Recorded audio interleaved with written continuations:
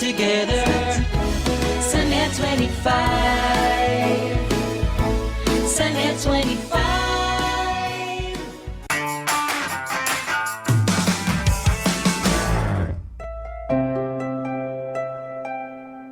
Wow! Yun lang ang masasabi ko. Alam mo, pagpasok ko pa lang dito, sabi ko na kagad, "Hay, pwede ka magtayo ng isa pang building dito sa loob ng isang palapag pa lang ng building ninyo dito sa Pasig." Opo. Gaano katagal ginawa itong building na ito? So, it took us about a year for the whole building to be finished. Wow, 1 year lang talaga. Alam mo, pag may tao ka talaga, Yes, no? oo. Yun ang pinaka-importante. Mm-mm. So, in building, ano naman ang prinsipyo mo? Ano ang pinaka-importante na bahagi ng pagtatayo ng isang gusali? Siyempre, yung structure niya, kung stable yung structure niya, yung siyempre gusto natin matibay, baka mamaya biglang gumuho yung Yun building mo. ang importante. Yung, Yes. yung foundation. Yung foundation niya, oo. Yun ang importante. Parang pwede rin gamitin yan sa buhay, no? Mhm. Na ano ang pinaka-importanteng bahagi ng pagtatag ng kahit na anong bagay? Yung foundation. Foundation, Yes. yon. Sa pamilya, sa negosyo, Yes. at kahit sa holding public office. Yes, definitely. Nako, parang nakikita ko na itong mga koleksyon ni Curly, Aha. mahirap nakawin kasi ang lalaki. Hindi mo Yes. hindi mo mabubuhat. Opo. Mahilig siya sa malalaking mga bagay, no? Mhm, mhm. Parang talagang 2.0 lahat. Pero baligtad sila.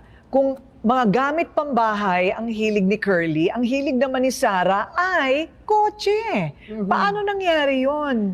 Ang laruan mo ba nung maliit ka ay Matchbox? Hindi naman, pero natutuwa ako kasi nakakapag sakay namin yung buong family, travel.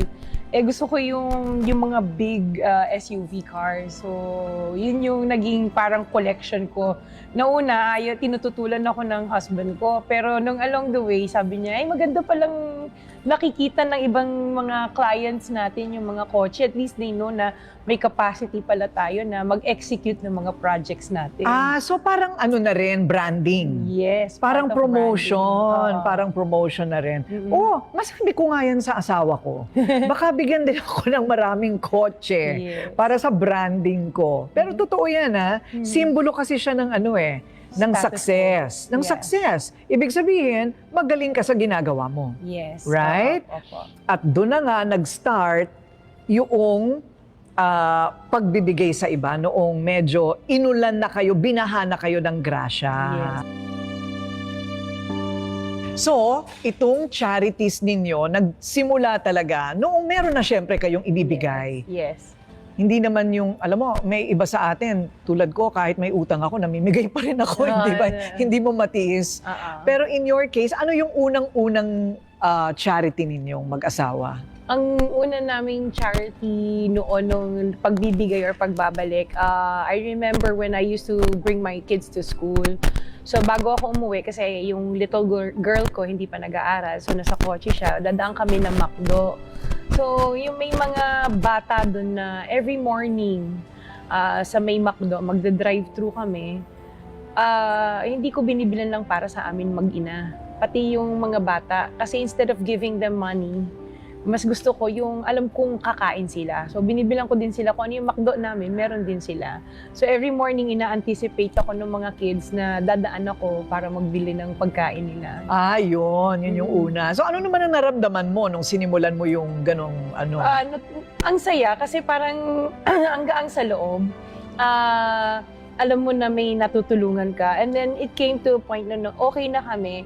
Starting 2016 pa yon, namimigay kami dito sa harapan ng house namin. So ang pila, umiikot ng buong block minsan para magbigay kami sa mga tao. So everyone is welcome. Open ang house namin. Totoo ba? Yes. So nakahanda na lahat ng mga panregalo nyo? Yes, naka-ready na siya. Binibigyan namin sila ng konting pera or kaya may grocery bags na binibigay kami sa mga tao. Paano yung mga uulit-ulit? Nilalagyan namin sila ng indelible ink sa daliri para hindi na sila paikot-ikot. Paikot-ikot. Yes. Okay. Paano yung lahat ng miyembro ng pamilya pwedeng pumila? Yes, hanggang bata kasi sineseparate namin yung pila para sa mga bata tsaka sa mga matatanda. Ay, nakakatuwa Yes. naman, ano? Yes, that's how we started and doon kami nakilala nung umpisa na namimigay. And then every birthday namin, naisip namin, puro na lang ganyan ang ginagawa nating charity. So, nagbigay kami ng mga wheelchairs, quad canes, nebulizers, glucometer sa mga barangays. Tapos sila nag-distribute sa mga constituents nila. O para Nag-start naman na sa kami. health yon. Yes. Para sa health. Mula bata hanggang matanda. Yes, oo. Ang sakop. Oo. Tsaka yun din yung mga sakit na meron ako. So, I'm diabetic. May asthma ako. I know these items ang mahal bilhin. Kaya yun din yung pinamimigay ko. Kaya pala nagbibigay ka ng nebulizer. Yes. Kasi may asthma ka din. Yes. Ayun. Tapos diabetic ka din. Yes. Kaya may glucometer. may glucometer. Kami. Tapos mga BP sets. And then, kung sino yung nagre-request sa amin, like in, not in Pasig, outside of Pasig, nag-request sila ng mga balik-eskwela programs nila. Namigay tayo ng mga starters for school na set. Ayun. Wow. So, mula sa ganong klaseng pamimigay all these years, ngayon, ang gusto nyong mangyari ay talagang pangmalawakan na. Buong Pasig na talaga. We try. Yes, yes. And, yun naman ang pangmalawakan ding charity. It's a tradition na pati mga anak ko, ini-involve ko. Sila minsan yung namimigay na envelopes. We also have a soup kitchen that we've been doing also with sa isang lugar where we get street children. So kasama din yung mga anak ko doon kasi I want them to learn na ang charity work is parang makikita mo na may natutulungan ka, masaya yung natutulungan mo. Actually, yung son ko said when we took him sa isang event namin, sinama ko, may binigay kami. Tapos tuwang-tuwa yung mga tao, sabi niya, Mama, ang sarap pala ng pakiramdam na ikaw yung nagbibigay. Totoo. Oo. So parang I felt a sense of achievement sa sarili ko na yung anak ko, napapansin yung trabaho na ginagawa namin sa charity namin. Ayun. Yung nararamdaman nyo dati, nararamdaman na rin nila. Yes. And hari nawa, magmana sila sa Sana. sa ganon, yes. di ba? At mapagpatuloy nila yung sinimulan Yung yung ginagawa namin. mag-asawa.